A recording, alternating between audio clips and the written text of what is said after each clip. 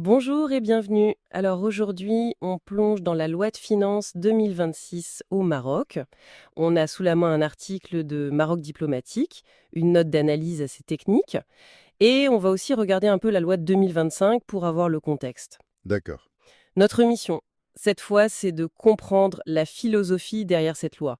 On va le voir, c'est pas une révolution, hein. Non, pas du tout. C'est plutôt une loi de consolidation. Le discours officiel, lui, parle de trois grands axes: l'équité fiscale, le soutien à l'investissement et le pouvoir d'achat.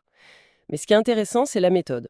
On est vraiment dans la continuité. Oui, c'est tout à fait ça. Je crois que le mot-clé de cette loi de finances, c'est vraiment la prévisibilité. On arrive au bout d'un cycle de réformes qui a été lancé il y a quelques années avec une loi cadre. D'accord. Et là, l'idée, c'est de dire aux acteurs économiques, qu'ils soient marocains ou étrangers, voilà, les règles du jeu sont claires, elles sont stables, vous pouvez investir en confiance. C'est une démarche de maturation, en fait. On ne change plus les règles tous les ans, on exécute un plan. Alors, commençons par ce plan pour les entreprises. C'est peut-être là que le changement est le plus visible.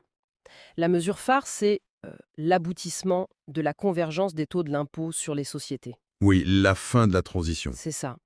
Maintenant, c'est simple.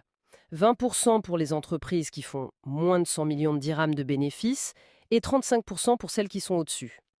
Les banques et assurances, elles, restent à part à 40%. Et cette simplification, elle n'est pas anodine.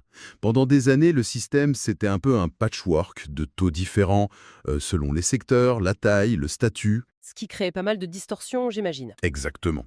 Et ça incitait parfois plus à l'optimisation fiscale qu'à l'investissement productif. Là, en unifiant autour de deux paliers, le message est clair. La rentabilité, elle doit venir de votre activité, pas de votre habilité à naviguer dans le code des impôts.